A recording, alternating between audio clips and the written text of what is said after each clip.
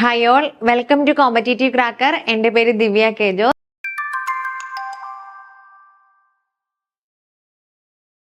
അപ്പൊ നമ്മൾ ഇന്ന് നോക്കാൻ പോകുന്നത് കേരള ബാങ്ക് ഓഫീസറിന്റെ എക്സാമിന് മെയിൻ ആയിട്ട് വരുന്ന സയൻസിലെ പീരിയോഡിക് ടേബിൾ എന്ന് പറഞ്ഞിട്ടുള്ള ടോപ്പിക്ക് നമുക്കിന്ന് നല്ല രീതിയിൽ പഠിക്കാം. അപ്പൊ ആ ടോപ്പിക്കിൽ നിന്ന് നമ്മൾ ഉറപ്പായിട്ടും ഒരു മാർക്ക് ഉറപ്പിക്കുന്നുണ്ട്. അപ്പൊ അത് നിങ്ങൾ ഒരിക്കലും കളയരുത്.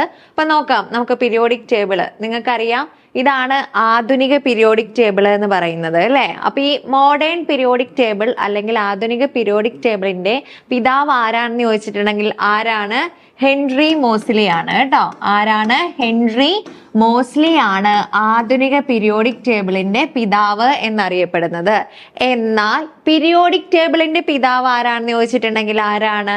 മെൻഡലീഫ് ആണ്. പീരിയോഡിക് ടേബിളിന്റെ പിതാവ് മെൻഡലീഫും ആധുനിക പീരിയോഡിക് ടേബിളിന്റെ പിതാവ് ഹെൻറി മോസ്ലിയുമായിരുന്നു. അപ്പൊ പീരിയോഡിക് ടേബിൾ ആദ്യമായിട്ട് ഈ കണ്ടുപിടിക്കപ്പെട്ടിരിക്കുന്ന മൂലകങ്ങളെ ഒരു പട്ടികയുടെ രൂപത്തിലാക്കിയത് ആരാണ്? മെൻഡലീഫ് ആണ്. അതുകൊണ്ടാണ് മെൻഡലീഫിനെ പീരിയോഡിക് ടേബിളിന്റെ പിതാവ് എന്ന് വിളിക്കുന്നത്. ഇനി ഈ മെൻഡലീഫ് മൂലകങ്ങളുടെ ആറ്റോമിക മാസിന്റെ ആരോഹണ ക്രമത്തിലായിരുന്നു പീരിയോഡിക് ടേബിളിനെ ക്രമപ്പെടുത്തിയിരുന്നത്. എന്തിനെ ബേസ് ചെയ്തിട്ടായിരുന്നു? ആറ്റോമിക മാസിന്റെ. എന്തിനെയാണ്? ആറ്റോമിക മാസിന്റെ.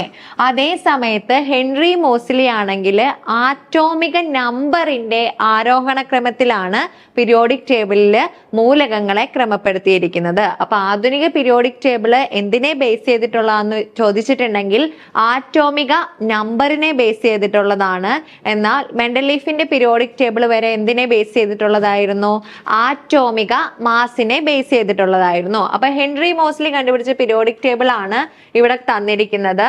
നമുക്കറിയാം, പീരിയോഡിക് ടേബിളില് ഇങ്ങനെ ഈ താഴോട്ടുള്ള കുത്തനെയുള്ള കോളങ്ങള് അല്ലെ, ഈ കോളങ്ങളെയാണ് ഗ്രൂപ്പ് എന്ന് പറയുന്നത്. എന്താണ്? ഈ കുത്തനെയുള്ള കോളങ്ങളെയാണ് ഗ്രൂപ്പ് എന്ന് പറയുന്നത്. അതുപോലെ തന്നെ ഇങ്ങനെ ഈ നിരയായിട്ടുള്ള ഇതിനെയാണ് പിരീഡ് എന്ന് പറയുന്നത്. അപ്പൊ നമുക്ക് പീരിയോഡിക് ടേബിളിലെ ഗ്രൂപ്പ് എന്താണെന്നും പിരീഡ് എന്താണെന്നും അറിഞ്ഞിരിക്കണം. നിങ്ങൾ ഈ ഒരു പിക്ചർ നോക്കി തന്നെ പഠിക്കുക. അപ്പൊ നിങ്ങൾക്ക് ഈസി ആയിട്ട് ഇത് മനസ്സിലാക്കാനായിട്ട് പറ്റും. അപ്പൊ താഴേക്കുള്ള ഈ കോളങ്ങളെ ഗ്രൂപ്പ് എന്നും അതുപോലെ ഇടത്ത് നിന്ന് വലത്തോട്ട് പോകുന്ന റോസിനെയാണ് പിരീഡ് എന്നും പറയുന്നത്. അപ്പൊ ആധുനിക പീരിയോഡിക് ടേബിളില് എത്രയാണ്? 1-18 ഗ്രൂപ്പ് ആണുള്ളത്. എത്ര ഗ്രൂപ്പ് ആണുള്ളത്? 18 ഗ്രൂപ്പ് ആണുള്ളത്. എത്ര പീരീഡ് ആണെന്ന് ചോദിച്ചിട്ടുണ്ടെങ്കിൽ 7 പീരീഡ്. 1, 2, 3, 4, 5, 6, 7 അങ്ങനെ 7 പീരീഡ് ആണുള്ളത്. അപ്പൊ ഇവിടെ 2 പീരീഡ് ഇവിടെ സെപ്പറേറ്റ് മാറി കിടപ്പുണ്ട് അല്ലെ. ഇത് 8ഉം 9ഉം പീരീഡ് അല്ല, മറിച്ച് എന്താണ്? ഈ ആദ്യത്തെ ആൾക്കാരെ എന്ന് പറയുന്നത് ഇവിടെ നിന്ന് കട്ട് ചെയ്തിട്ട് എടുത്തിട്ടുള്ളതാണ് എന്ന് വെച്ചിട്ടുണ്ടെങ്കിൽ അത് 6ാമത്തെ പീരീഡിലെ അംഗങ്ങളാണ്. ഇവിടെ ലന്താനം തൊട്ട് തുടങ്ങുന്നവയാണ്. അതുകൊണ്ട് തന്നെ ഇവയെ എന്തെന്ന് പറയുന്നു? ലാന്തനോയിഡ്സ് എന്ന് പറയുന്നു. എന്തെന്ന് പറയുന്നു? ലാന്തനോയിഡ്സ് എന്ന് പറയുന്നു. ഇനി അടുത്തവരാണെങ്കിലോ ഇവിടം തൊട്ട് തുടങ്ങുന്ന ആൾക്കാരാണ്. അവര് ആക്ടിനോയിഡ് സീരീസ് എന്ന് അറിയപ്പെടുന്നു. അപ്പൊ ഇവ രണ്ടും എന്ത് തന്നെയാണ്? 6ാം പീരീഡിലെയും അതുപോലെ തന്നെ 7ാം പീരീഡിലെയും അംഗങ്ങളാണ് കേട്ടോ. അപ്പൊ ഇതാണ് പീരിയോഡിക് ടേബിളില് നമ്മൾ പറഞ്ഞു 18 ഗ്രൂപ്പ് ഉണ്ട്, അതുപോലെ തന്നെ 7 പീരീഡ് ഉണ്ട്. ഇതിലെ ഏറ്റവും വലിയ പീരീഡ് ഏതാണെന്ന് ചോദിച്ചിട്ടുണ്ടെങ്കിൽ എപ്പോഴും നമ്മൾ ഏത് പറയണം? 6ാമത്തെ പീരീഡ് ആണ് കേട്ടോ. ഏറ്റവും വലിയ പീരീഡ് ഏതാണ്? 6ാമത്തെ പീരീഡ് ആണ്. 6ഉം 7ഉം നമുക്ക് സെയിം ആയിട്ട് തോന്നുമെങ്കിലും 6ാമത്തെ പീരീഡിലാണ് കൂടുതൽ സ്ഥിരതയുള്ള മൂലകങ്ങൾ സ്ഥിതി ചെയ്യുന്നത്. അതേ സമയത്ത് 7ാമത്തെ പീരീഡിലാണെങ്കിൽ കൂടുതലും അൺസ്റ്റേബിൾ ആയിട്ടും വളരെ റെയർ ആയിട്ട് കാണുന്ന മൂലകങ്ങളും ആയതുകൊണ്ട് തന്നെ നമ്മൾ ഏതിനെയാണ്? 6ാമത്തെ പീരീഡിനെയാണ് ലോങ്ങസ്റ്റ് പീരീഡ് ആയിട്ട് കൺസിഡർ ചെയ്യുന്നത്. ക്ലിയർ ആയെന്ന് വിചാരിക്കുന്നു. അപ്പൊ ഇതാണ് പീരിയോഡിക് ടേബിളിന്റെ ബേസിക് എന്ന് പറയുന്നത്. ഇനി നമ്മൾ നോക്കാനായിട്ട് പോകുന്നത് 18 ഗ്രൂപ്പുകളെയാണ്. അപ്പൊ ഇവിടെ നിന്ന് തുടങ്ങുന്ന 1, 2, 3, 4, 5, 6 എന്ന് തുടങ്ങുന്ന 18 ഗ്രൂപ്പിനെ കുറിച്ചും നമുക്കൊരു ഐഡിയ വേണം. അപ്പൊ നമുക്ക് അതിന്റെ പേര് എന്തൊക്കെയാണെന്ന് നോക്കാം. ഗ്രൂപ്പ് നമ്പർ 1 എന്ന് പറയുന്നത് എന്താണ്? ആൽക്കലി ലോഹങ്ങളാണ്. എന്താണ്? ആൽക്കലി ലോഹങ്ങളാണ്. അപ്പൊ ലോഹങ്ങൾ എന്ന് വെച്ചിട്ടുണ്ടെങ്കിൽ എന്താണ്? മെറ്റൽസ് ആണ്. അപ്പൊ ഒന്നാം ഗ്രൂപ്പുകാർ എന്താണ്? ആൽക്കലി ലോഹങ്ങൾ അല്ലെങ്കിൽ മെറ്റൽസ് ആണ്. നിങ്ങൾക്ക് ഇത് നോക്കിയിട്ടുണ്ടെങ്കിൽ അറിയാം. ഇതാണ് ഇതെന്ന് പറയുന്നത് ഒന്നാമത്തെ ഗ്രൂപ്പുകാര് അല്ലെ. ഇതിൽ നോക്കിയിട്ടുണ്ടെങ്കിൽ അറിയാം ഇവിടെ ഏതാണ്? നമ്മൾ ഹൈഡ്രജൻ എന്ന് പറയുന്നത് ഇവിടെ എക്സെപ്ഷണൽ കേസ് ആണ്. അതിനുശേഷം വരുന്ന lithium, sodium, potassium, rubidium, caesium, francium ഇവയൊക്കെയാണ് ഇത് ഒന്നാം ഗ്രൂപ്പ് എലമെന്റ്സ്. ഇവയെല്ലാം എന്താണ്? ലോഹങ്ങളാണ്. അപ്പൊ ഒന്നാം ഗ്രൂപ്പിന്റെ പേരെന്താന്ന് ചോദിച്ചിട്ടുണ്ടെങ്കിൽ ആൽക്കലി ലോഹങ്ങൾ എന്നുള്ളതാണ്. ഇനി അടുത്തത് രണ്ടാമത്തെ ഗ്രൂപ്പാണ് ഏത്? ആൽക്കലൈൻ എർത്ത് ലോഹങ്ങൾ. അവയും എന്താണ്? ലോഹങ്ങളാണ്. അവയുടെ പേരാണ് ആൽക്കലൈൻ എർത്ത് ലോഹങ്ങൾ. അപ്പൊ നോക്കുക, ഇവിടെ ആൽക്കലൈൻ എർത്ത് ലോഹങ്ങൾ എന്ന് വെച്ചിട്ടുണ്ടെങ്കിൽ എവിടെ തൊട്ടാണ്? ഇവിടെ ഈ ബെറീലിയം തൊട്ട് ഇങ്ങോട്ട് വരുന്നതാണ് ആൽക്കലൈൻ എർത്ത് ലോഹങ്ങൾ. അതിൽ നമ്മൾ സ്ഥിരമായിട്ട് കേൾക്കാറുള്ളതാണ് അല്ലെ. ഏതാണ്? Beryllium, magnesium, calcium, zirconium, barium തുടങ്ങിയവയൊക്കെ എന്താണ്? സ്ഥിരമായിട്ട് നമ്മൾ കേൾക്കുന്ന ലോഹങ്ങളാണ്. അപ്പൊ ഇവയാണ് രണ്ടാം ഗ്രൂപ്പിലെ ആൽക്കലൈൻ എർത്ത് ലോഹങ്ങളിൽ കാണപ്പെടുന്നത്. ഇനി അടുത്തത് 3 മുതൽ 12 വരെ. ഇവിടെ നിന്ന് ഇങ്ങോട്ട് ഈ ഒരു നീല കാണപ്പെടുന്നതാണ് 3 മുതൽ 12 വരെ. ഇവ അറിയപ്പെടുന്നത് സംക്രമണ മൂലകങ്ങൾ എന്നാണ് കേട്ടോ. എന്താണ്? സംക്രമണ മൂലകങ്ങൾ അല്ലെങ്കിൽ ട്രാൻസിഷൻ മെറ്റൽസ് എന്ന് പറയും. എന്താണ്? സംക്രമണ മൂലകങ്ങൾ അല്ലെങ്കിൽ ട്രാൻസിഷൻ മെറ്റൽ എന്ന് പറയും. അപ്പൊ ഇതും എന്ത് തന്നെയാണ്? ലോഹങ്ങളാണ്. ലോഹ സ്വഭാവമുള്ളവയാണ്. അപ്പൊ ഇവിടെ നോക്കിയാൽ അറിയാം, നമുക്കറിയാവുന്ന പേരുകളാണ് scandium 21, titanium 22, vanadium, chromium, മാഗ്നീസ്, ion, cobalt, നിക്കല്, കോപ്പർ, സിങ്ക് ഇങ്ങനെ തുടങ്ങി എന്താണ്? ഇവയും മെറ്റൽസ് ആണ് അല്ലെങ്കിൽ എന്തെന്ന് പറയും? ലോഹങ്ങളാണെന്ന് പറയും. ഇനി ഇവിടെ നോക്കിയിട്ടുണ്ടെങ്കിൽ നമുക്കറിയാം ഇവിടെ ആറ്റോമിക് നമ്പർ 78 എന്ന് പറയുന്നത് പ്ലാറ്റിനം ആണ്. 79 എന്താണ്? ഗോൾഡ് ആണ്. 80 ആണെങ്കിൽ മെർക്കുറി ആണ്. അപ്പൊ ഇവയെല്ലാം ലോഹങ്ങളാണ്. ഈ സംക്രമണ മൂലക ലോഹങ്ങളുടെ പ്രത്യേകത എന്ന് വെച്ചിട്ടുണ്ടെങ്കിൽ അവയുടെ സംയുക്തങ്ങളിൽ അവയ്ക്ക് എന്താണ്? നിറമുള്ള സംയുക്തങ്ങൾ ഉണ്ടാക്കാനായിട്ടുള്ള കഴിവുണ്ട്. എന്ന് വെച്ചിട്ടുണ്ടെങ്കിൽ അവയുടെ പ്രസൻസ് കൊണ്ട് അവയുടെ കോമ്പൗണ്ട്സ് എന്തായിരിക്കും? കളർ ഉള്ളതായിട്ട് കാണപ്പെടും. എക്സാമ്പിൾ ആയിട്ട് നമ്മൾ കോപ്പർ സൾഫേറ്റ് എന്ന് വെച്ചിട്ടുണ്ടെങ്കിൽ തുരിശാണ് അല്ലെ. അപ്പൊ തുരിശിൽ എന്തുണ്ട്? കോപ്പർ ഉണ്ട്. കോപ്പർ എന്ന് പറയുന്നത് ഒരു സംക്രമണ മൂലകമാണ്. അതുകൊണ്ട് തന്നെ ഇവിടെ നോക്കുക, ആറ്റോമിക് നമ്പർ 29 ആയിട്ടുള്ള മൂലകമാണ് ഇതെന്ന് പറയുന്നത് കോപ്പർ എന്ന് പറയുന്നത്. അപ്പൊ കോപ്പർ സംക്രമണ മൂലകമാണ്. അതുകൊണ്ട് തന്നെ കോപ്പർ സൾഫേറ്റ് നമുക്ക് നോക്കിയാൽ അറിയാം നല്ല നീല കളർ ആയിരിക്കും. അത് എന്തുകൊണ്ടാന്ന് വെച്ചിട്ടുണ്ടെങ്കിൽ സംക്രമണ മൂലകമായ കോപ്പറിന്റെ സാന്നിധ്യം കൊണ്ടാണ് അതിന് നീല കളർ കാണിക്കുന്നത്.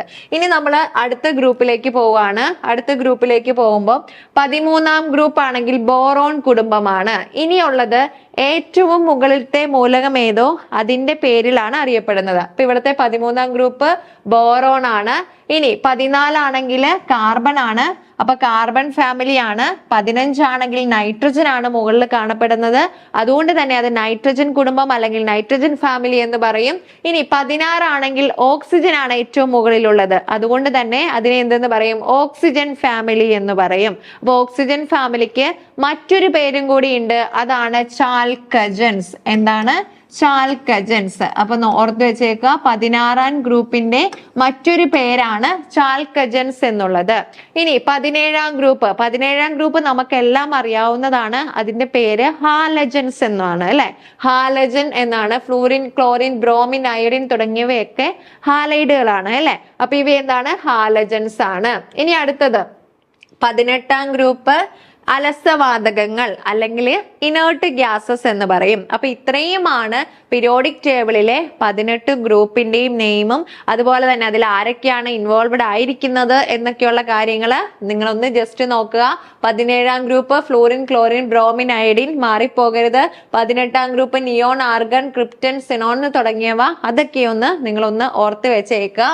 ഇതിൽ നിങ്ങൾ പീരിയോഡിക് ടേബിളിൽ മൂലകത്തിന്റെ നമ്പർ പഠിക്കുമ്പോൾ ആറ്റോമിക നമ്പർ നിങ്ങൾക്ക് അത്യാവശ്യം ഒരു 20 വരെയുള്ള മൂലകങ്ങളുടെ എങ്കിലും ആറ്റോമിക നമ്പർ നിങ്ങൾ കാണാതെ പഠിച്ചിരിക്കണം. ഇനി അതുപോലെ തന്നെ ബാക്കി എന്ത് ചെയ്യാം, നമ്മൾ സ്ഥിരമായിട്ട് കേൾക്കുന്ന ഈ അയേണും അതുപോലെ തന്നെ ഗോൾഡും പ്ലാറ്റിനവും അങ്ങനെ സ്ഥിരമായിട്ട് കേൾക്കുന്ന മൂലകങ്ങളുടെ ആറ്റോമിക നമ്പറും കൂടെ നിങ്ങൾ പഠിച്ചിരിക്കുക. ഓക്കെ, ഇനി നമ്മൾ അടുത്തതായിട്ട് നോക്കാനായിട്ട് പോകുന്നത് പുതിയതായിട്ട് കണ്ടെത്തിയ മൂലകങ്ങളാണ്. എന്ന് വെച്ചിട്ടുണ്ടെങ്കിൽ നമുക്കറിയാം പീരിയോഡിക് ടേബിളിൽ ഏകദേശം 118ഓളം മൂലകങ്ങളാണുള്ളത്. അതിൽ ഏറ്റവും പുതിയതായിട്ട് കണ്ടെത്തിയ മൂലകങ്ങളാണ് 113ാമത്തെ മൂലകം. അതിന്റെ പേര് നിഹോണിയം എന്നാണ്. 113 നിഹോണിയം. ദെൻ 115 ആണെങ്കിൽ moscovium, 115 moscovium. 117 Tennyson, 117 Tennyson. Then 118 ഓഗ്നസൺ, 118 ഓഗ്നസൺ. അപ്പൊ ഒന്നുകൂടെ നോക്കാം. 113 എന്താണ്? നിഹോണിയമാണ്. ദെൻ 115 ആണെങ്കിൽ മോസ്കോവിയം ആണ്. 117 ആണെങ്കിൽ ടെന്നീസൺ ആണ്. ദെൻ 118 ആണെങ്കിൽ ഓഗ്നസൺ ആണ്. അപ്പോ ഇത്രയും ഇതിന്റെ ആറ്റോമിക നമ്പറും കൂടെ ഒന്ന് അറിഞ്ഞിരിക്കണം. ഇനി നമ്മൾ നോക്കാനായിട്ട് പോകുന്നത്, നോക്കുക, പീരിയോഡിക് ടേബിൾ എടുക്കുകയാണെങ്കിൽ ഈ 1ഉം 2ഉം ഗ്രൂപ്പ് മൂലകങ്ങളിൽ അവയുടെ പ്രത്യേകത എന്താണ്? അവ ലോഹങ്ങളാണ്. അവ ലോഹങ്ങളാണ്. ഇനി അടുത്തത് ഈ 3 മുതൽ 12 വരെയുള്ളവയെ നമ്മൾ എന്തെന്ന് പറഞ്ഞു? സംക്രമണ മൂലകങ്ങൾ എന്ന് പറഞ്ഞു. സംക്രമണ മൂലകങ്ങൾ എന്ന് വെച്ചിട്ടുണ്ടെങ്കിൽ ട്രാൻസിഷൻ മെറ്റൽസ്. അവ എന്താണ്? അവയും എന്താണ്? മെറ്റൽസ് ആണ് അല്ലെ. ഇനി അടുത്തത് ഇങ്ങോട്ട് പോവുകയാണെങ്കിൽ ഇങ്ങോട്ട് വരുംതോറും അലോഹങ്ങളായിരിക്കും ഏറ്റവും കൂടുതലായിട്ട് കാണപ്പെടുന്നത്. അലോഹങ്ങളായിരിക്കും. ഇനി നമ്മൾ ഗ്രൂപ്പ് പഠിച്ചു, പീരീഡ് പഠിച്ചു. ഇനി നമ്മൾ പഠിക്കാനായിട്ട് പോകുന്നത് ബ്ലോക്ക് ആണ്. അപ്പൊ ബ്ലോക്ക് എങ്ങനെയാണ് പഠിക്കുക? നമുക്കറിയാം 4 ബ്ലോക്ക് ആണുള്ളത്. അത് ഏതൊക്കെയാണ്? എസ് ഉണ്ട്, പി ഉണ്ട്, ഡി ഉണ്ട്, എഫ് ഉണ്ട് അല്ലെ. അതിലെ എസ് ബ്ലോക്ക് എലമെന്റ്സ് എന്ന് പറഞ്ഞിട്ടുണ്ടെങ്കിൽ ഈ ഗ്രൂപ്പ് 1ഉം 2ഉം മൂലകങ്ങളാണ് എസ് ബ്ലോക്ക് എലമെന്റ്സ് എന്ന് പറയുന്നത്. ഇനി പി ബ്ലോക്ക് എലമെന്റ്സ് ആണെങ്കിലോ 13 മുതൽ 18 വരെയുള്ളവയാണ് പി ബ്ലോക്ക് എലമെന്റ്സ്. ഇനി അടുത്തത് ഡി ബ്ലോക്ക് ആണെങ്കിലോ ഈ 3 മുതൽ 12 വരെയുള്ളത് ഇതാണ് ഡി ബ്ലോക്ക് എന്ന് പറയുന്നത്. ഇനി താഴെ ഇവിടെ മാറിക്കിടക്കുന്ന 2 പീരീഡ് ഉണ്ട് അല്ലെ, അതാണ് എഫ് ബ്ലോക്ക് എന്ന് പറയുന്നത്. അപ്പൊ ബ്ലോക്കിനെ കുറിച്ച് ഒരു ഐഡിയ വേണം. 1ഉം 2ഉം ഗ്രൂപ്പ് എസ് ബ്ലോക്ക് ആണ്. 13 മുതൽ 18 വരെയാണെങ്കിൽ പി ബ്ലോക്ക് ആണ്. ഇനി 3 മുതൽ 12 വരെയാണ് ഡി ബ്ലോക്ക് എന്നറിയപ്പെടുന്നത്. ഇനി നോക്കുക, എസ് ബ്ലോക്ക് എന്ന് പറഞ്ഞിട്ടുണ്ടെങ്കിൽ ലോഹങ്ങളാണ്. ഇനി ഇവിടെ പി ബ്ലോക്ക് ആണെങ്കിലോ ഇവിടെ ലോഹങ്ങളും അലോഹങ്ങളും ഒക്കെ അടങ്ങിയിരിക്കുന്ന ബ്ലോക്ക് ഏതാണെന്ന് ചോദിച്ചിട്ടുണ്ടെങ്കിൽ ഏതാണ്? പി ബ്ലോക്ക് ആണ് കേട്ടോ. ഇപ്പൊ നമുക്കറിയാം കാർബൺ, നൈട്രജൻ ഒക്കെ എടുത്ത് നോക്കിയിട്ടുണ്ടെങ്കിൽ, ഫ്ലൂറിനൊക്കെ എടുത്ത് നോക്കിയിട്ടുണ്ടെങ്കിൽ അതെന്താണ്? അലോഹങ്ങളാണ് അല്ലെ. അതേ സമയത്ത് ഇവിടെ അലുമിനിയം, ഗാലിയം ഇതൊക്കെ നോക്കിയിട്ടുണ്ടെങ്കിൽ അതെന്താണ്? ലോഹങ്ങളാണ്. അപ്പൊ ലോഹങ്ങളും അലോഹങ്ങളും കാണപ്പെടുന്ന ബ്ലോക്ക് ഏതാണെന്ന് ചോദിച്ചിട്ടുണ്ടെങ്കിൽ ഏതാണ്? പി ബ്ലോക്ക് ആണ്. ഇനി ഡി ബ്ലോക്ക് ആണ്, നമ്മൾ പറഞ്ഞു ട്രാൻസിഷൻ മെറ്റൽസ് എന്നറിയപ്പെടുന്നു. എഫ് ബ്ലോക്ക് ആണെങ്കിൽ ലാന്തനോയിഡ്സ് സീരീസും ആക്ടിനോയിഡ്സ് സീരീസുമാണ് എഫ് ബ്ലോക്കിലുള്ളത്. ഇനി നോക്കുക, ഇനി നമ്മൾ നോക്കാനായിട്ട് പോകുന്നത് ഈ എന്തുകൊണ്ടാണ് ഈ ഒരു ഡി ബ്ലോക്കിനെ ട്രാൻസിഷൻ മെറ്റൽസ് എന്നറിയപ്പെടുന്നതെന്ന് ചോദിച്ചിട്ടുണ്ടെങ്കിൽ ഇവിടെ ലോഹവും ഇവിടെ അലോഹവുമാണ് അല്ലെ. ഈ ലോഹത്തിൽ നിന്ന് അലോഹത്തിലേക്കുള്ള ഒരു ട്രാൻസിഷൻ നടക്കുന്നത് ഈ ഡി ബ്ലോക്കിൽ കൂടിയാണ്. അതുകൊണ്ടാണ് ഡി ബ്ലോക്കിനെ ട്രാൻസിഷൻ മെറ്റൽസ് അല്ലെങ്കിൽ സംക്രമണ മൂലകങ്ങൾ എന്നറിയപ്പെടുന്നത്. ഇനി അടുത്തത് നോക്കുവാണെങ്കിൽ ഈ 1ആം ഗ്രൂപ്പും 2ആം ഗ്രൂപ്പും അതുപോലെ തന്നെ 13 മുതൽ 18 വരെയുള്ള ഗ്രൂപ്പ് അല്ലെങ്കിൽ എന്താണ്? എസ് പി ബ്ലോക്ക് എലമെന്റ്സിനെയാണ് റെപ്രസെന്റേറ്റീവ് എലമെന്റ്സ് അല്ലെങ്കിൽ പ്രാതിനിധ്യ മൂലകങ്ങൾ എന്നറിയപ്പെടുന്നത്. എന്താണ്? റെപ്രസെന്റേറ്റീവ് എലമെന്റ്സ് അല്ലെങ്കിൽ പ്രാതിനിധ്യ മൂലകങ്ങൾ എന്നറിയപ്പെടുന്ന ഗ്രൂപ്പ് ഏതാണെന്നും ബ്ലോക്ക് ഏതാണെന്നും ചോദിക്കാറുണ്ട്. എസ് ബ്ലോക്ക് മാത്രമല്ല ഉള്ളത്, എസ് ബ്ലോക്കും പി ബ്ലോക്കും കൂടി ഉള്ളതാണ് റെപ്രസെന്റേറ്റീവ് എലമെന്റ്സ് അല്ലെങ്കിൽ പ്രാതിനിധ്യ മൂലകങ്ങൾ എന്ന് പറയുന്നത്.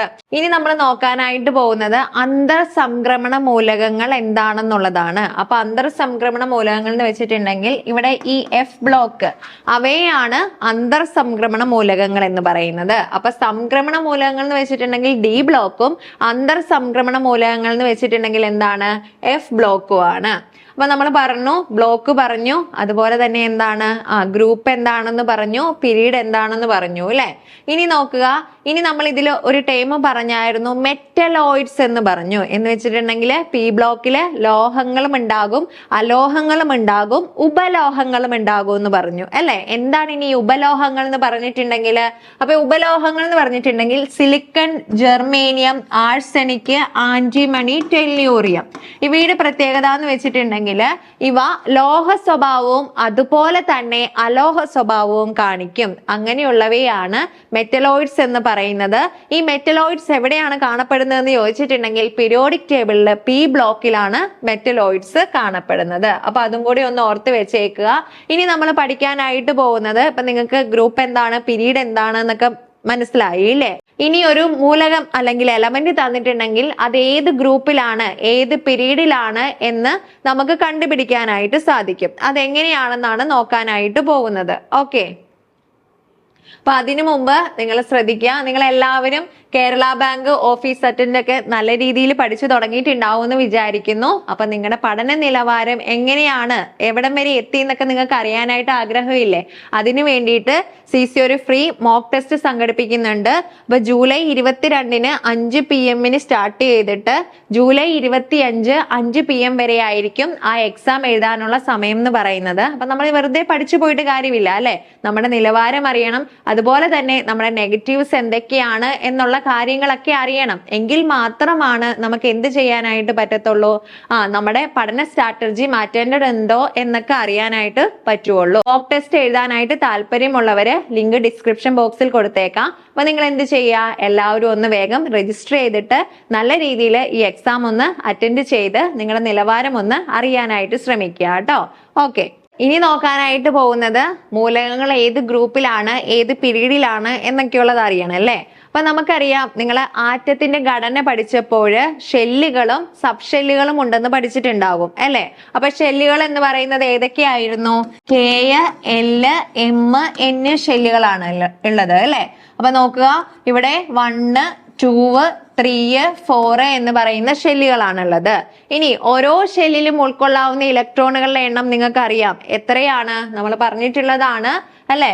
ഓരോ ഷെല്ലിലും ഉൾക്കൊള്ളാവുന്ന ഇലക്ട്രോണുകളുടെ എണ്ണം എന്ന് പറയുന്നത് K ഷെല്ലിലാണെങ്കിൽ 2 ആണ്, L ഷെല്ലിലാണെങ്കിൽ 8 ആണ്, M ഷെല്ലിലാണെങ്കിൽ 18 ആണ്, ഇനി N ഷെല്ലിലാണെങ്കിൽ 32 ആണ് അല്ലെ. അപ്പൊ ഇതെങ്ങനെയാ ഓരോ ഷെല്ലിലും ഉൾക്കൊള്ളാവുന്ന ഇലക്ട്രോണുകളുടെ എണ്ണം എങ്ങനെയാ കണ്ടുപിടിക്കുന്നത്?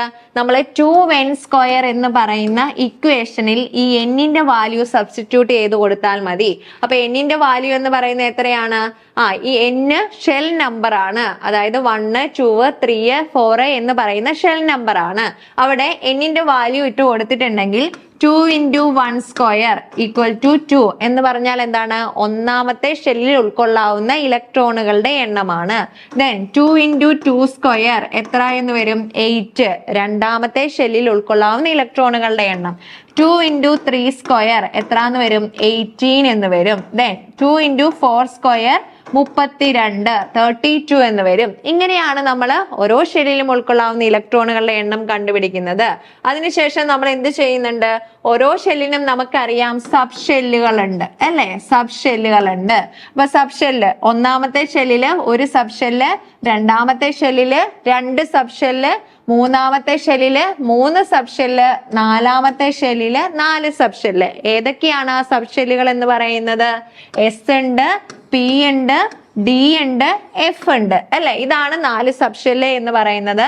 ഒന്നാമത്തെ ഷെല്ലിൽ നമ്മൾ പറഞ്ഞു ഒരു സബ് ഷെല്ലേ ഉണ്ടാവുകയുള്ളൂ, അതേതാണ്? S ആണ്. രണ്ടാമത്തേതാണെങ്കിൽ 2 സബ് ഷെല്ലേ ഉണ്ടാകുക, അത് S ഉം P ഉം ആണ്.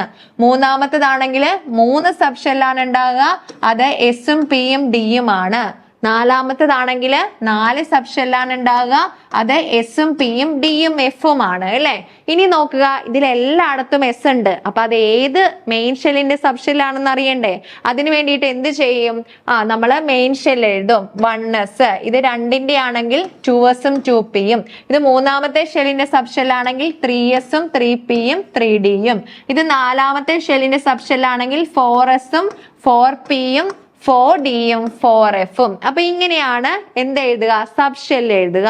ഇതിൽ കൂടി നമ്മൾ എന്ത് ചെയ്യും, സബ്ഷെൽ ഇലക്ട്രോണിക് കോൺഫിഗറേഷൻ എഴുതും. സബ്ഷെൽ ഇലക്ട്രോണിക് കോൺഫിഗറേഷൻ എന്ന് വെച്ചിട്ടുണ്ടെങ്കിൽ നമ്മൾ പറഞ്ഞു ഓരോ മെയിൻ ഷെല്ലിലും ഉൾക്കൊള്ളാവുന്ന മാക്സിമം നമ്പർ ഓഫ് ഇലക്ട്രോൺ ഉണ്ട് അല്ലെ. അതുപോലെ തന്നെയാണ് ഓരോ സബ്ഷെല്ലിലും ഉൾക്കൊള്ളാവുന്ന മാക്സിമം നമ്പർ ഓഫ് ഇലക്ട്രോൺ ഉണ്ട്. എസിൽ എത്രയാണ് മാക്സിമം നമ്പർ ഓഫ് ഇലക്ട്രോൺ? 2 ആണ്. അതേ സമയത്ത് പിയിലാണെങ്കിലോ 6 ആണ്. ദെൻ ഡിയിലാണെങ്കിൽ 10 ആണ്. എഫിലാണെങ്കിൽ 14 ആണ്. അപ്പൊ മാക്സിമം നമ്പർ ഓഫ് ഇലക്ട്രോൺ എന്ന് പറയുന്നത് എത്രയാണ്? 14 ആണ്. എഫിലാണ് കേട്ടോ പറഞ്ഞത്, എഫില് 14 ആണ്. അപ്പൊ ഇതിനെ ബേസ് ചെയ്തിട്ടാണ് നമ്മൾ എന്ത് എഴുതുക, സബ്ഷെൽ ഇലക്ട്രോണിക് കോൺഫിഗറേഷൻ എഴുതുക. അപ്പൊ എക്സാമ്പിൾ ആയിട്ട് നമ്മളിവിടെ സോഡിയം എന്ന് പറഞ്ഞ ആറ്റത്തിന്റെ ആറ്റോമിക നമ്പർ 11 ആണെങ്കിൽ നമ്മൾ എങ്ങനെയാണ് സബ്ഷെൽ ഇലക്ട്രോണിക് കോൺഫിഗറേഷൻ എഴുതുന്നത്? ഇങ്ങനെ 1s 2s 2p 3s ഇങ്ങനെയാണ് ഇതിന്റെ ഓർഡർ എന്ന് പറഞ്ഞിട്ടുണ്ടെങ്കിൽ നമ്മളിപ്പോ പറഞ്ഞ പോലെ തന്നെ ഓരോ മെയിൻ ഷെല്ലിനും സബ് ഷെല്ലുണ്ട്. നമ്മൾ ആ സബ് ഷെല്ലിന്റെ ഓർഡർ എഴുതിയത് എങ്ങനെയോ അങ്ങനെയായിരിക്കും ഇതിന്റെ സബ് ഷെൽ ഇലക്ട്രോണിക് കോൺഫിഗറേഷൻ എഴുതുന്നത്. അപ്പൊ ഈ സബ് ഷെൽ ഇലക്ട്രോണിക് കോൺഫിഗറേഷൻ എഴുതുമ്പോൾ നമുക്കറിയാം ഇവിടെ ടോട്ടൽ ഇലക്ട്രോൺ എന്ന് പറയുന്നത് എത്രയായിരിക്കും? 11 ആയിരിക്കും. കാരണം എന്താണ്? സോഡിയത്തിന്റെ ആറ്റോമിക നമ്പർ 11 ആയതുകൊണ്ട് തന്നെ അവിടുത്തെ ടോട്ടൽ നമ്പർ ഓഫ് ഇലക്ട്രോൺ എന്ന് പറയുന്നത് 11 ആയിരിക്കും. അപ്പൊ നമ്മൾ എങ്ങനെ എഴുതും? 11 എത്തുന്ന വരെ എന്ത് ചെയ്യണം? ഇത് എഴുതി നോക്കണം. അപ്പൊ ഇവിടെ നമ്മൾ എസില് മാക്സിമം 2 ഇലക്ട്രോൺ ആണെന്ന് പറഞ്ഞു. അടുത്ത 2s-ലാണെങ്കിലും 2 ഇലക്ട്രോൺ ആണെന്ന് പറഞ്ഞു. ദെൻ 2p-യിലാണെങ്കിൽ മാക്സിമം എത്രയാണ്? 6 ഇലക്ട്രോൺ ആണെന്ന് പറഞ്ഞു. അപ്പൊ ഇവിടെ നോക്കിയപ്പോ ടോട്ടല് 10 ഇലക്ട്രോൺ ആയി. നമ്മുടെ കയ്യിൽ എത്ര ഇലക്ട്രോണേ ഉള്ളൂ? 11 ഇലക്ട്രോൺ ഉണ്ട് അല്ലെ. അപ്പൊ 1 ഇലക്ട്രോണും കൂടെ സ്ഥാനം കണ്ടെത്തണം. അവനെ നമുക്ക് എങ്ങോട്ട് എഴുതി? 3s-ലേക്ക് എഴുതി. അപ്പൊ 11 ആയി. എന്ന് വെച്ചിട്ടുണ്ടെങ്കിൽ ഇവിടെ ടോട്ടൽ നമ്പർ ഓഫ് ഇലക്ട്രോൺ എവിടെ വരെ വരുന്നോ അവിടെ വരെ നമ്മൾ എന്ത് ചെയ്യണം? സബ്ഷെൽ ഇലക്ട്രോണിക് കോൺഫിഗറേഷൻ എഴുതണം. ഇനി അടുത്തത് മഗ്നീഷ്യം എടുക്കുവാണെങ്കിൽ മഗ്നീഷ്യത്തിന്റെ ആറ്റോമിക നമ്പർ 12 ആണ്. അപ്പൊ അവിടുത്തെ ടോട്ടൽ നമ്പർ ഓഫ് ഇലക്ട്രോൺ എന്ന് പറയുന്നത് എത്രയായിരിക്കും? 12 ആയിരിക്കും അല്ലെ. അപ്പൊ നമ്മൾ എവിടം വരെ എഴുതണം? 12 എത്തുന്നവരെ എഴുതണം. അപ്പൊ നമ്മൾ എഴുതുമ്പോൾ 1s2 2s2 2p6 ദെൻ എവിടം വരെ എഴുതി? 3s2 വരെ എഴുതി. ഇപ്പൊ നോക്കുക, ടോട്ടൽ നമ്പർ ഓഫ് ഇലക്ട്രോൺ നോക്കിയിട്ടുണ്ടെങ്കിൽ എത്ര എന്ന് കിട്ടും? 12 എന്ന് കിട്ടും. അപ്പൊ ഇങ്ങനെയാണ് സബ്ഷെൽ ഇലക്ട്രോണിക് കോൺഫിഗറേഷൻ എഴുതുന്നത്. അപ്പൊ സബ്ഷെൽ ഇലക്ട്രോണിക് കോൺഫിഗറേഷൻ എഴുതുമ്പോൾ ഇലക്ട്രോൺ ആദ്യമേ നിറയുന്നത് എവിടെയാണ്? ഒന്നാമത്തെ 1s-ലാണ്. അത് എന്തുകൊണ്ടാന്ന് വെച്ചിട്ടുണ്ടെങ്കിൽ എസും പിയും ഡിയും എഫിനെ അപേക്ഷിച്ച് ഏറ്റവും ഊർജം കുറഞ്ഞത് ഏതാണ്? എസ് ആണ്. അതുകൊണ്ട് തന്നെ നമ്മൾ ഒരു പ്രിൻസിപ്പിളിന്റെ പേര് പറയും, അതാണ് ഓഫ് ബോ പ്രിൻസിപ്പിൾ എന്ന് പറയും. എന്താണ് ഓഫ് ബോ പ്രിൻസിപ്പിൾ എന്ന് വെച്ചിട്ടുണ്ടെങ്കിൽ ഇലക്ട്രോണുകള് ഓർബിറ്റലിൽ നിറയുന്നത് എങ്ങനെയായിരിക്കും? ഊർജത്തിന്റെ ആരോഹണ ക്രമത്തിലാണെന്ന് പറയും. എന്ന് വെച്ചിട്ടുണ്ടെങ്കിൽ ഏറ്റവും ഊർജം കുറവുള്ളവയായിരിക്കും ആദ്യം ഫില്ല് ചെയ്യുന്നത്. അതുകൊണ്ടാണ് ഇവിടെ ആദ്യം ഏത് ഫില്ല് ചെയ്തത്? 1s ഫില്ല് ചെയ്തത്. അപ്പൊ 1s-നായിരിക്കും 2s-നേക്കാളും ഊർജം കുറവ്, 2s-നായിരിക്കും 2p-നേക്കാളും ഊർജം കുറവ്, ദെൻ 2p-ക്കായിരിക്കും 3s-നേക്കാളും ഊർജം കുറവ്. ക്ലിയർ ആയെന്ന് വിചാരിക്കുന്നു. ഇനി നമ്മൾ നോക്കാനായിട്ട് പോകുന്നത് എങ്ങനെയാണ് ഗ്രൂപ്പും പിരീഡും കണ്ടുപിടിക്കുന്നതെന്നാണ് പറയുന്നത്. നമ്മൾ ഫസ്റ്റ് ആദ്യം പിരീഡ് നോക്കുകയാണെങ്കിൽ, പിരീഡ് നോക്കുമ്പോൾ ഇവിടെ നോക്കിയാൽ അറിയാം, പിരീഡ് നോക്കുമ്പോൾ നമ്മൾ ഏത് ബ്ലോക്ക് ആയിക്കോട്ടെ, എസ് ആയിക്കോട്ടെ, പി ആയിക്കോട്ടെ, ഡി ആയിക്കോട്ടെ, എഫ് ആയിക്കോട്ടെ, ഏത് ബ്ലോക്ക് ആയിക്കോട്ടെ, പീരീഡ് നമ്പർ കണ്ടുപിടിക്കുക എന്ന് പറഞ്ഞിട്ടുണ്ടെങ്കിൽ ഈ ലെഫ്റ്റ് സൈഡിൽ കിടക്കുന്ന നമ്പർ ഉണ്ടല്ലോ, ഇത് ഈ 1 2 എന്ന് പറയുന്നത് ഇത് ഷെൽ നമ്പർ ആണ്. അതിലെ ഏറ്റവും വലിയ ഷെൽ നമ്പറും പീരീഡ് നമ്പറും എപ്പോഴും എന്തായിരിക്കും?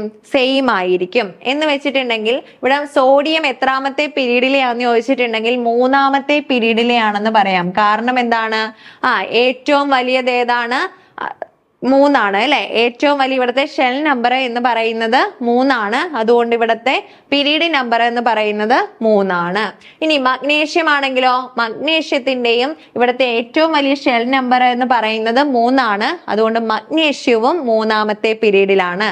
അപ്പൊ പീരീഡ് കണ്ടുപിടിക്കാനായിട്ട് എന്ത് ചെയ്താൽ മതി? ഈ ലെഫ്റ്റ് സൈഡിലെ ഏറ്റവും വലിയ നമ്പർ ആയിരിക്കും അതിന്റെ പീരീഡ് നമ്പർ എന്ന് പറയുന്നത്. ഇനി ഗ്രൂപ്പ് ആണെങ്കിൽ ഓരോ ബ്ലോക്കിനും വ്യത്യാസമുണ്ട്. ഇത് ഫസ്റ്റ് എസ് ബ്ലോക്ക് ആണ്. ഇത് എങ്ങനെയാണ് ഒരു എസ് ബ്ലോക്ക് എലമെന്റ് ആകുന്നത് എന്ന് അറിയുന്നതെന്ന് ചോദിച്ചിട്ടുണ്ടെങ്കിൽ ഈ ഏറ്റവും അവസാനത്തെ ഇലക്ട്രോൺ ഫില്ലിംഗ് നടക്കുന്നത് ഏത് സബ്ഷെല്ലിലാണോ അതായിരിക്കും അതിന്റെ ബ്ലോക്ക് എന്ന് പറയുന്നത്.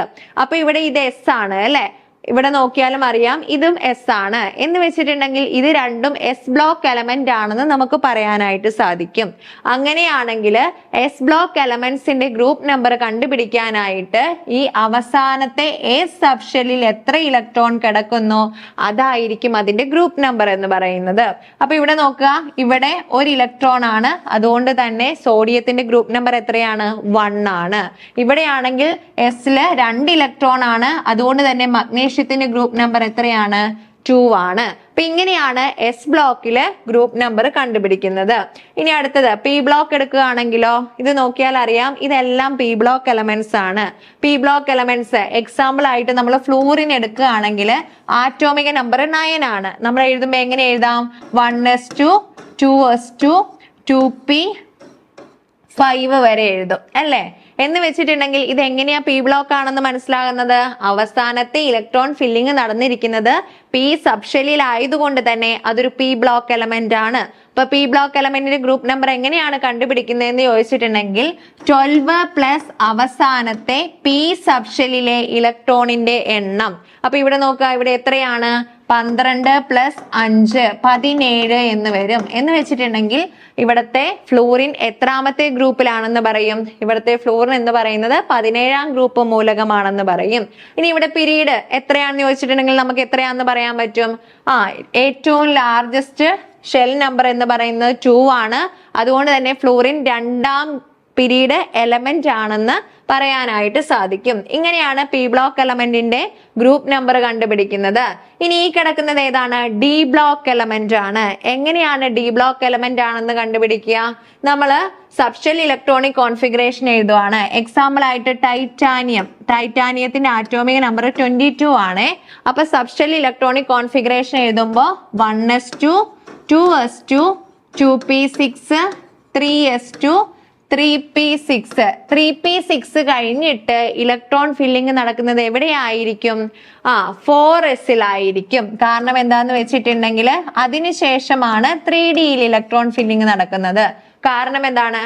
4sനേക്കാളും എനർജി കൂടുതലാണ് ആർക്ക് എന്ന് പറയുന്നത്? 3dk എന്ന് പറയുന്നത്. അപ്പൊ ഓഫ് ബോ പ്രിൻസിപ്പിൾ അനുസരിച്ച് ഊർജത്തിന്റെ ആരോഹണ ക്രമത്തില് ഇലക്ട്രോൺ ഫില്ലിംഗ് നടക്കുന്നത് കൊണ്ട് ഇവിടെ 4sൽ ആദ്യം ഇലക്ട്രോൺ ഫില്ല് ചെയ്തതിന് ശേഷമായിരിക്കും 3dയിൽ ഇലക്ട്രോൺ ഫില്ല് ചെയ്യുന്നത്.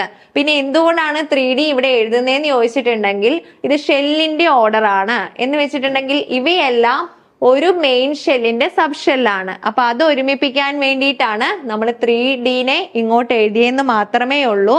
പക്ഷെ ഇലക്ട്രോൺ ഫില്ലിംഗ് ആദ്യം നടക്കുന്നത് 4sലാണ്, അതിനുശേഷമാണ് 3dയിൽ നടക്കുന്നത്. അപ്പൊ ഇങ്ങനെ നോക്കിയാൽ മതി, നമ്മൾ പുറത്ത് എസ് ആണ് തന്നിട്ടുള്ളതെങ്കിൽ അതിന് തൊട്ട് മുമ്പ് ഒരു ഡി സബ്ഷെൽ ഉണ്ടെങ്കിൽ അത് എന്തായിരിക്കും? അത് ഡി ബ്ലോക്ക് എലമെന്റ് ആയിരിക്കും. അപ്പൊ പുറത്ത് എസ് കണ്ടെന്ന് വെച്ചിട്ട് നമ്മൾ ചാടിക്കേറി അതൊരു എസ് ബ്ലോക്ക് എലമെന്റ് ആണെന്ന് വിചാരിക്കരുത്. അതിന് തൊട്ട് മുമ്പ് ഡി ഉണ്ടെങ്കിൽ അത് ഡി ബ്ലോക്ക് എലമെന്റ് ആയിരിക്കും. ഡി ബ്ലോക്ക് എലമെന്റിന്റെ ഗ്രൂപ്പ് നമ്പർ കണ്ടുപിടിക്കാനായിട്ട് എന്ത് ചെയ്താൽ മതി? ഏറ്റവും പുറത്തത്തെ എസ് സബ്ഷെല്ലിലെ ഇലക്ട്രോണിന്റെ എണ്ണം പ്ലസ് തൊട്ടു മുമ്പിലത്തെ ഡി സബ്ഷെല്ലിന്റെ ഇലക്ട്രോണിന്റെ എണ്ണം കൂടെ ചെയ്തിട്ടുണ്ടെങ്കിൽ നമുക്ക് അതിന്റെ ഗ്രൂപ്പ് നമ്പർ കണ്ടുപിടിക്കാനായിട്ട് സാധിക്കും. അപ്പൊ ഇവിടെ നോക്കുക, ഇവിടെ 2ഉം 2 ആണ്. ദെൻ 2 + 2 എന്ന് പറഞ്ഞിട്ടുണ്ടെങ്കിൽ 4 എന്ന് വരും. എന്ന് വെച്ചിട്ടുണ്ടെങ്കിൽ ടൈറ്റാനിയം 4th ഗ്രൂപ്പ് എലമെന്റ് ആണ്. നിങ്ങൾ നോക്കിയാൽ അറിയാം ടൈറ്റാനിയം എന്ന് പറയുന്നത് 4th ഗ്രൂപ്പ് എലമെന്റ് ആണ്. എത്രാമത്തെ പീരീഡ് ആണ് ടൈറ്റാനിയം എന്ന് പറയുന്നത്? നോക്കിയാൽ അറിയാം ഇവിടത്തെ ലാർജസ്റ്റ് ഷെൽ നമ്പർ എന്ന് പറയുന്നത് 4 ആയതുകൊണ്ട് തന്നെ ഇതൊരു 4th പീരീഡ് ആണെന്ന് കണ്ടുപിടിക്കാനായിട്ട് സാധിക്കും. അപ്പൊ ഇങ്ങനെയാണ് നമുക്ക് പീരിയോഡിക് ടേബിളിലെ എലമെന്റ്സിന്റെ ഗ്രൂപ്പും പീരീഡും കണ്ടുപിടിക്കുന്നത്. അപ്പൊ നിങ്ങൾക്ക് ക്ലിയർ ആയെന്ന് വിചാരിക്കുന്നു. ഇത് മനസ്സിലായിട്ടുണ്ടെങ്കിൽ നിങ്ങൾക്ക് വളരെ ഈസി ആയിട്ട് ആ ഒരു മാർക്ക് നേടാനായിട്ട് സാധിക്കും. അപ്പൊ ഇതാണ് ആ ഒരു ഇലക്ട്രോൺ എങ്ങനെയാണ് ഫില്ല് ചെയ്യുന്നത് എന്നുള്ളൊരു ഓർഡർ നോക്കിയാൽ അറിയാം. 1s 2s 2p 3s 3P കഴിഞ്ഞതിന് ശേഷം ഇവിടെ എന്താണ് 4S ഫില്ല് ചെയ്തതിന് ശേഷം മാത്രമാണ് 3Dയിലേക്ക് ഫില്ല് ചെയ്യുള്ളൂ. അതിനുള്ള കാരണം നമ്മൾ പറഞ്ഞു. ഏത് തത്വമാണ് അതിന്റെ പിന്നിലുള്ളതെന്ന് വെച്ചിട്ടുണ്ടെങ്കിൽ ഓഫ് ബോ പ്രിൻസിപ്പിൾ ആണ്. ആറ്റങ്ങൾ നിമ്നോർജ അവസ്ഥയിലായിരിക്കുമ്പോൾ ഓർബിറ്റലുകളിൽ ഇലക്ട്രോൺ നിറയുന്നത് അവയുടെ ഊർജത്തിന്റെ ആരോഹണ ക്രമത്തിലാണ് എന്ന് പറയുന്ന നിയമമാണ് ഇത് ഓഫ് ബോ പ്രിൻസിപ്പിൾ എന്ന് പറയുന്നത്. ഇനി ഒരു പീരിയോഡിക് ടേബിൾ ബേസ് ചെയ്തിട്ടുള്ള ഒരു ക്വസ്റ്റ്യൻ ആണ് നോക്കുന്നത്. നോക്കുക, കൊബാൾട്ടിന്റെ ഇലക്ട്രോൺ വിന്യാസം കണ്ടെത്തി എഴുതാനാണ് പറഞ്ഞിരിക്കുന്നത്. അപ്പൊ കൊബാൾട്ടിന്റെ ഇലക്ട്രോൺ വിന്യാസം കണ്ടെത്തി എഴുതണമെങ്കിൽ നമുക്ക് എന്തറിയണം? കൊബാൾട്ടിന്റെ ആറ്റോമിക നമ്പർ എത്രയാണെന്ന് അറിയണം അല്ലെ? ആറ്റോമിക നമ്പർ നമുക്ക് നോക്കിയാൽ അറിയാം. ഇവിടെ എത്രയാണ്? 27 കൊബാൾട്ടിന്റെ ആറ്റോമിക നമ്പർ എന്ന് പറയുന്നത്. അപ്പോ ആറ്റോമിക നമ്പർ 27 ആണെങ്കിൽ നമുക്ക് എന്ത് ചെയ്യാൻ പറ്റും? ഇവിടെ നോക്കുക, ഇവിടെ ബ്രാക്കറ്റിൽ കൊടുത്തിട്ടുണ്ടല്ലോ. എന്തിനാണ് ഇങ്ങനെ ബ്രാക്കറ്റിൽ കൊടുത്തിരിക്കുന്നതെന്ന് വെച്ചിട്ടുണ്ടെങ്കിൽ നമ്മൾ 27 വരെ 1s 2s എന്നൊക്കെ എഴുതി പോകുമ്പോൾ നമുക്ക് കുറെ സമയം വരും. അപ്പൊ ഇതിന് തൊട്ടു മുമ്പുള്ള അലസവാതകം അത് എത്രയാണ്? ആർഗൺ ആണ്. ആ ആർഗണിനെയാണ് ബ്രാക്കറ്റിൽ ഇട്ടിരിക്കുന്നത്. അപ്പൊ അതിന്റെ ആറ്റോമിക് നമ്പർ 18 ആയതുകൊണ്ട് അവിടെ 18 വരെ എത്തി. ഇനി ബാക്കി കൊബാൾട്ടിന് എത്രയുണ്ടോ ആ ഇലക്ട്രോണുകൾ മാത്രമാണ് പുറത്ത് എഴുതിയിരിക്കുന്നത്. അപ്പൊ ആറ്റോമിക് നമ്പർ 27 ആയതുകൊണ്ട് 18.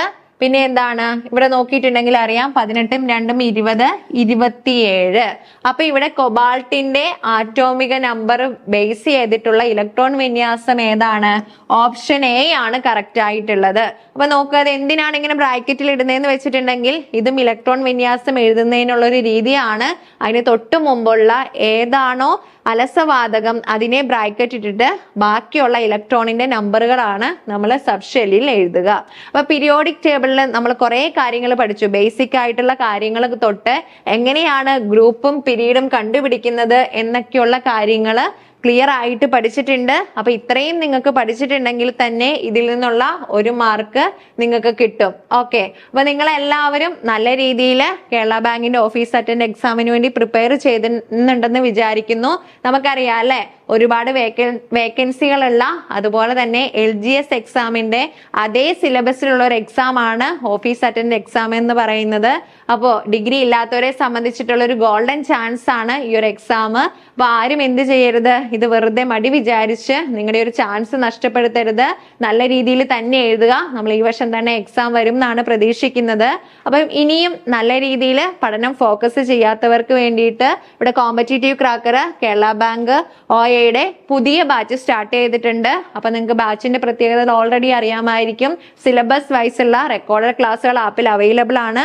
അതുപോലെ തന്നെ ഫ്രീ ലൈവ് സെഷൻ ഉണ്ടായിരിക്കും, സ്പെഷ്യൽ മെന്റർഷിപ്പ് ഉണ്ടായിരിക്കും, അതുപോലെ മോക്ക് ടെസ്റ്റുകളും മോഡൽ ടെസ്റ്റുകളും ഉണ്ടായിരിക്കും കേട്ടോ. അപ്പൊ എന്ത് ചെയ്യുക, നിങ്ങൾ നല്ലൊരു കോമ്പറ്റീഷൻ നേരിടുന്ന ഒരു എക്സാം ആണ് OA എന്ന് പറയുന്നത്.